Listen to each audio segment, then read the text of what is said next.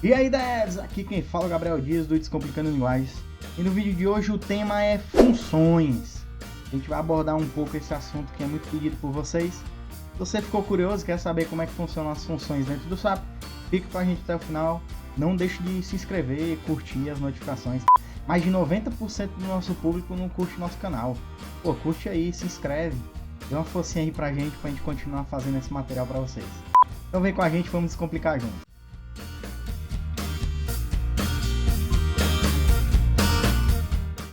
Bom, antes de mostrar na prática como que funcionam as funções dentro do SAP, a gente precisa entender o que são as funções.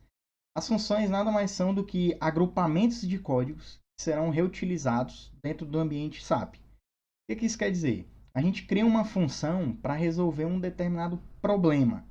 E geralmente esse problema vai ser replicado em outros processos, outras lógicas.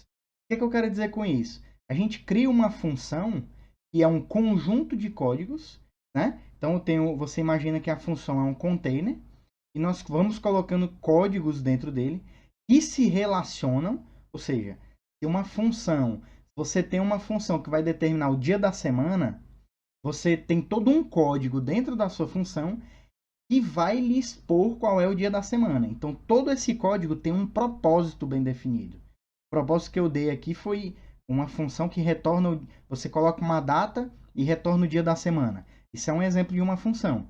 Ela tem um parâmetro de entrada, então grava isso. Temos um parâmetro de entrada, que é uma data. Ah, Gabriel, todas as funções têm parâmetros de entrada? Não, tem funções que não têm parâmetro de entrada, que tem saída, que tem retorno. Algumas não têm retorno, não tem entrada, só processa algo. Vai muito do problema que você está querendo solucionar. Então você imagina que nesse exemplo que eu dei da data, eu entro na função uma data e vou sair o dia da semana dessa função. Então nós temos um parâmetro de entrada, uma lógica de processamento e uma saída, um retorno. Lembrando, nem todas as funções têm entrada, nem todas as funções têm saída, mas todas as funções têm código dentro delas para resolver algum problema. Ok? Bom, uma curiosidade das funções na SAP é que você pode torná-las visíveis, suas funções, para sistemas externos, sistemas legados. E quando a gente ativa essa característica dentro de uma função, ela passa a ser chamada de RFCs. Acabou o mistério. Se você não sabe o que é uma RFC dentro do SAP, nada mais é do que uma função, um bloco de código, que é acessível externamente ao SAP. Então, você tem um sistema legado, o que for que você queira integrar, tem uma função que é uma porta de entrada para executar um trecho de código. Quando criamos uma função, essa função necessariamente precisa estar vinculada a um pacote, claro, como qualquer outro objeto, mas ela tem uma característica que ela precisa pertencer a um grupo de funções. E o grupo de funções, como o nome já diz, é um grupo, é um container de várias funções. Você vai colocando várias funções relacionadas, né? É claro, você não vai criar um pacote de função e vai colocar uma função lá que não tem nada a ver com esse pacote, com esse grupo de função. Então, o grupo você cria para colocar várias funções que vão se relacionar dentro dele. Para mostrar para vocês como funcionam as funções, eu vou pegar uma função da SAP, que é o dateComputeDay, que nada mais é do que esse exemplo que eu acabei de te dar, que ele recebe uma data e retorna qual o dia da semana essa data pertence. Então vamos lá, vem com a gente, vamos descomplicar isso, vamos ver como é que funciona dentro do SAP na prática. Vem com a gente.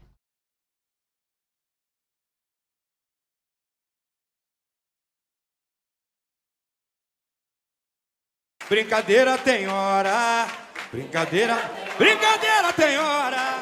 Bom, estamos aqui na tela do SAP e vamos acessar uma outra transação, agora não é a SE11, né? E a gente vai acessar a SE37, que é onde a gente vai conseguir visualizar as funções. E como eu falei para vocês, é o date compute day, é o nome da função da SAP que a gente vai analisar. Perfeito? Então vou exibi-la. Tá pensando um pouquinho. Pronto. A partir desse momento, nós temos 7 abas com algumas opções de preenchimento. informações que a gente tem a respeito dessa função. Lembra que eu falei para vocês que uma função pertence a um grupo de funções. Então, nessa aba características, diferentemente dos outros objetos, a gente vai ver um pouco mais de informações. Então, aqui em cima nós temos o módulo da função, né? Que nada mais é do que a nossa função. E esse aqui é o nome dela, dateComputeDay. Nós temos aqui a classificação dela. Então, qual o grupo de função que ela pertence e o texto breve da nossa função. Como é um grupo da SAP, ela colocou o SCAL, né? Que é um grupo da própria SAP que tem diversas funções dentro delas. Uma delas é o dateComputeDay, né? Aqui nós temos o tipo de processo, que geralmente a gente cria as funções normais.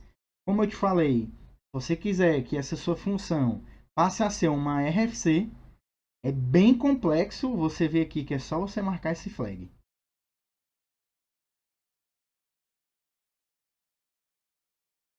Ou seja, você quer transformar a sua função em uma RFC, marca essa opção de módulo de acesso remoto. RFC é Remote Function Call.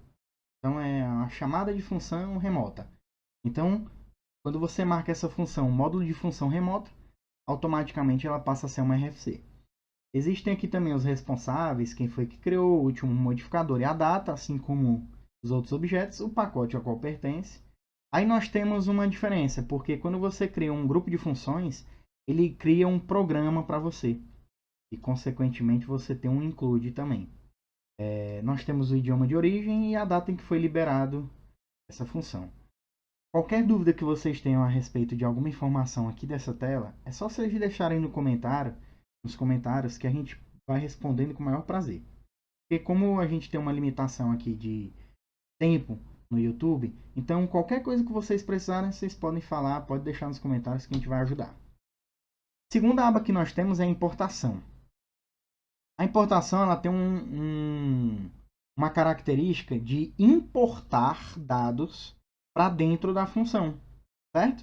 Então você pensa que, nesse caso, existe um parâmetro de entrada, que é a data. Então essa função, como o nome já diz, date, put, day. Então ele entra uma data e sai um dia da semana. Então o parâmetro de entrada é a importação. Então ele vai receber um tipo de parâmetro. E eu determinei o nome chamado date, eu não, a SAP, né? E ele vai ser do tipo uma estrutura. Isso aqui você poderia colocar aqui uma estrutura. Você poderia ter colocado um elemento de dados, mas a SAP colocou aqui uma coluna de uma estrutura. E nós temos aqui um valor proposto, caso você queira colocar. Nós temos o valor de opcional, se é opcional ou não o preenchimento na execução. Nós temos a transferência de valores ou transferência por referência, né? Então, essa transferência que tem é a transferência de valor. Ou seja, ele faz uma cópia do valor que está sendo importado da nossa função. A terceira aba que nós temos é a aba de exportação. Assim como nós temos parâmetros de entrada, nós podemos ter parâmetros de saída, ou seja, parâmetros de exportação. Nesse caso, recebemos uma data e exportamos um dia, né? Poderia ser qualquer tipo. A gente pode exportar uma tabela, a gente pode exportar uma estrutura, podemos exportar o que a gente quiser. Mas estamos exportando aqui um dia, certo? Que vai ter um tipo, como like, você pode utilizar o type, você pode utilizar o typeref, como você pode utilizar o like. O like geralmente a gente utiliza para quando nós já temos essa variável em memória. Então ele vai ser do tipo como a estrutura ou a coluna que a gente quiser. O tipo type é como ele vai realmente criar, né, quando for executada a função. E o tipo typeref é utilizado para classes. Okay? Assim como a transferência de valor da importação, aqui nós temos na exportação.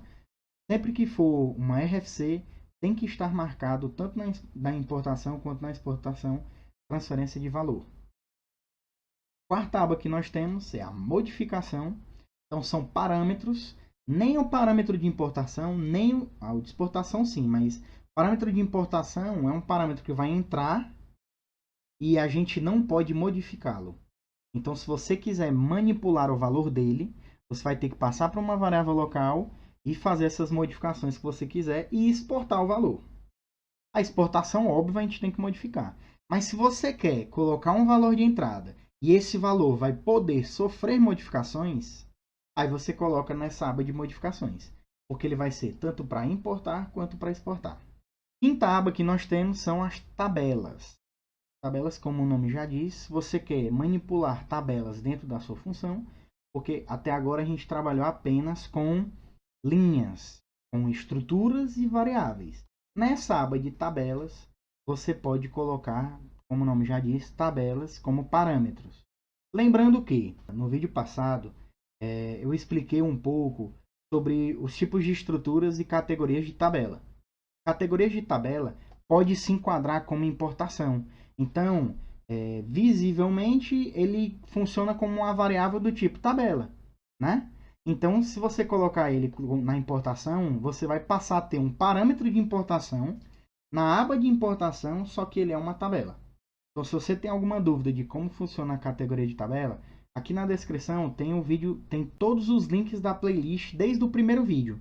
Então, fica à vontade, é só clicar e assistir o vídeo que você quiser. Mas, caso você queira utilizar a aba de tabela, você pode colocar aqui qual é a tabela que você quer, o tipo de referência dela e passar a utilizá-la do jeito que você quiser. A parte de exceções, o que são a parte de exceções? Exceções são tratativas para erro. Então, se você quer utilizar essa sua função e você vai retornar diferentes erros, validações que você faça, você pode criar exceções aqui e retornar no código, que é para quando alguém for utilizar a sua função, ele poder tratar o erro que a sua função retornou para ele. Ok? E por último, nós temos a última aba, que é o texto-fonte. Texto-fonte, como o nome já diz, ele já me traz todo o bloco de código, o agrupamento de código que a gente falou no começo, que nada mais é do que a nossa regra de negócio, que é o core da nossa função. Então, a própria SAP já deixa aqui como comentário nas primeiras linhas o que nós estamos importando e o que nós estamos exportando. Então, nós estamos importando uma variável chamada date e exportando uma variável chamada day.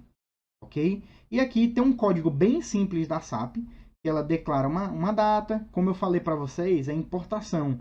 Então, ele não poderia manipular a variável date que ele está importando.